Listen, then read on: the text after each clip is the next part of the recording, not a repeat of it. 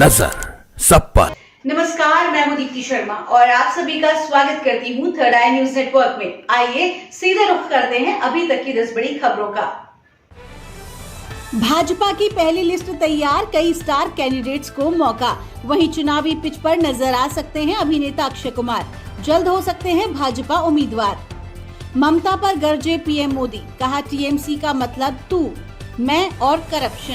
बंगाल में अपराधी खुद तय करते हैं कि उन्हें कब गिरफ्तार होना है, पीएम मोदी। वहीं ममता बनर्जी ने पीएम मोदी से की मुलाकात, प्रोटोकॉल बैठक बताया। दिल्ली में बड़ा दांव खेलेगी बीजेपी, बस 2 सांसदों को देगी टिकट, 5 का पत्ता कट। शेयरों से सरकार की बम्पर कमाई, मिला 2441 करोड़ रुपए का डिविडेंड। वित्त मंत्री निर्मला सीतारमण के कार्यालय ने सोशल मीडिया मंच एक्स पर इसकी जानकारी दी। पीएम नरेंद्र मोदी बिहार में फिर से एनडीए की सरकार बनने के बाद पहली बार राज्य के दौरे पर। बेगूसराय में करेंगे 1.64 लाख करोड़ से अधिक के 51 परियोजनाओं का उद्घाटन और शिलान्यास। राहुल गांधी की भारत जोड़ो न्याय यात्रा आज राजस्थान के धौलपुर सीमा से मध्य प्रदेश के मुरैना में करेंगी प्रवेश। दिल्ली के मुख्यमंत्री अरविंद केजरीवाल 2 दिनों तक कपूरथला और लुधियाना दौरे पर।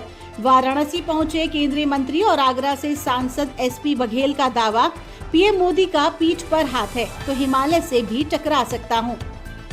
उन्होंने कहा कि आज राजनीतिक गलियारों में 3 शब्द की धूम है, भय, भगदड़ और भ्रम। पीएम मोदी के भारत को 2047 तक विकसित भारत बनाने का संकल्प से प्रभावित होकर लोग बीजेपी से जुड़ रहे हैं। मनीष सिसोदिया को कोर्ट से बड़ा झटका, फिर बढ़ी न्यायिक हिरासत। बेंगलुरु के कैफे में बम रखने वाले की हुई पहचान, ब्लास्ट करने वाले युवक की उम्र 28 से 30 वर्ष, जिसने धमाका करने से पहले रवा इडली का ऑर्डर किया। इसके बाद एक बैग छोड़कर चला गया। इसी बैग में बाद में धमाका हो गया। जांच करेंगी केंद्रीय अपराध शाखा। कर्नाटक के उप मुख्यमंत्री डीके शिव कुमार ने घटना स्थल का दौरा किया और मीडिया से बातचीत में कहा कि ये कम तीव्रता का बम धमाका था। 1 घंटे के बाद धमाका होने के लिए टाइमर लगाया था। पुलिस को जांच की पूरी आजादी है। हमें भरोसा है कि कुछ ही घंटों में वो दोषी का पता लगा लेंगे। रायबरेली से ब्राह्मण चेहरा उतार सकती है भाजपा, कुमार विश्वास को लेकर हो रही चर्चा। इनमें भाजपा की पूर्व राष्ट्रीय प्रवक्ता नुपुर शर्मा, राष्ट्रीय प्रवक्ता सुधांशु त्रिवेदी और राज्यसभा चुनाव में भाजपा को वोट देने वाले सपा विधायक मनोज पांडे के नाम चर्चा में हैं। 1 महीने में अयोध्या के रामलला मंदिर में 100 करोड़ का चढ़ावा, 60 लाख से ज्यादा भक्तों ने राम मंदिर में दर्शन किए। बता दें कि तिरुपति बालाजी मंदिर में हर साल करीब 650 करोड़, शिरडी के साईं मंदिर में 630 करोड़, जम्मू के मां वैष्णो देवी मंदिर में 500 करोड़ रुपए का चढ़ावा आता है। वहीं त्रिवेंद्रम के पद्मनाभ स्वामी मंदिर को हर साल 500 करोड़ रुपए का दान आता है। इन सभी मंदिरों का रिकॉर्ड अयोध्या का राम मंदिर तोड़ सकता है। रामलला के दरबार में फफक कर रो पड़े विधायक अभय सिंह, बोले सपा नेतृत्व ने अयोध्या आने से रोका। गोरखपुर में जीडीए अपनी संपत्तियों का जल्द करेगा ऑडिट, तैयारी शुरू। अवैध कब्जों का होगा डिजिटल डेटा।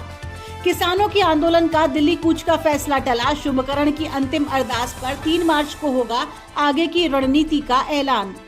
दिल्ली एनसीआर में बारिश से बदला मौसम का मिजाज, पंजाब यूपी के कई जिलों में आंधी बारिश का अलर्ट। गुजरात के मुख्यमंत्री भूपेंद्र पटेल ने किए रामलला के दर्शन, बोले अयोध्या में बनेगा गुजरात यात्री भवन। राष्ट्रीय स्वयंसेवक संघ के सरकार्यवाह दत्तात्रेय होसबाले ने कहा कि संघ को समझने के लिए दिमाग से अधिक दिल की जरूरत है। काशी में आज नमामि गंगे का अभियान स्वच्छता ही सेवा की शुरुआत का 3रा दिन।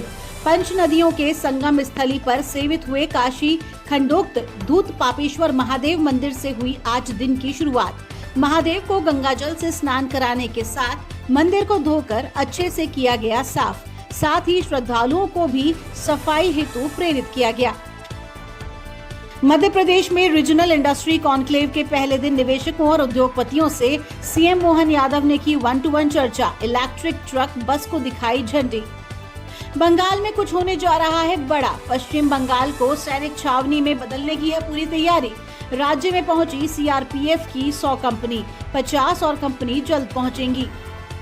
पिछले साल पंचायत चुनाव के दौरान हुए हिंसा को देखते हुए निर्वाचन आयोग ने केंद्रीय सशस्त्र पुलिस बल की अभी से तैयारी शुरू कर दी है। लोकसभा चुनाव से पहले मोदी सरकार ने बदल दिए ये नियम। विधि मंत्रालय ने जारी किया नोटिफिकेशन। सरकार ने 85 वर्ष से अधिक आयु के नागरिकों को डाक मतपत्र से मतदान करने की सुविधा देने के लिए चुनावी नियमों में संशोधन किया। अभी तक 80 वर्ष से अधिक आयु वाले लोग ही उठा सकते थे सुविधा।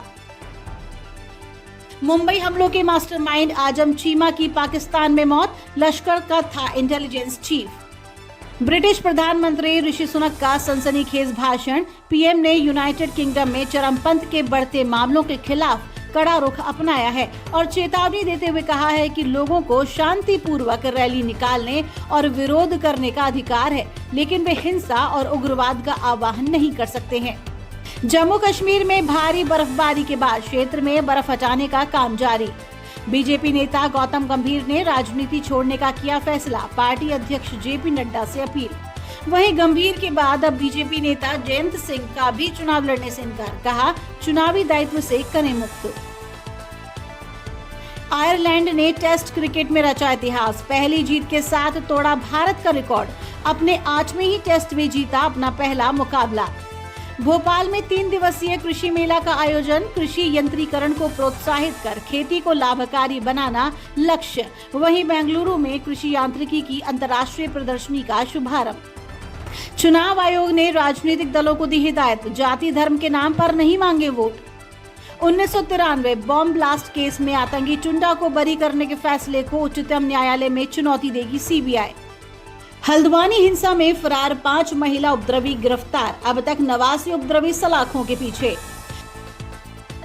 रिंकू सिंह पर हुई पैसों की बारिश। शाहरुख खान की केकेआर ने जो नहीं किया वो बीसीसीआई ने कर दिखाया।